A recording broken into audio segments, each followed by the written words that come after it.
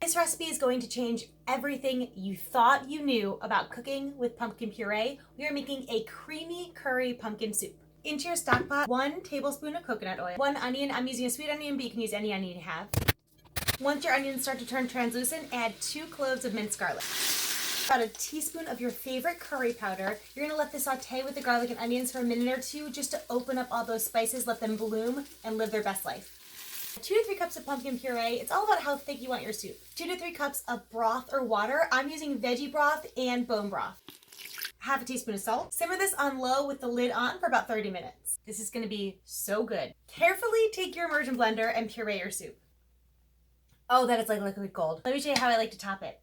Just a dollop of Greek yogurt, a few toasted pumpkin seeds, fresh cilantro. Is that not unbelievable? The warm curry with the tang of that yogurt and the crunch of the pumpkin seed, you've got to try it. So good.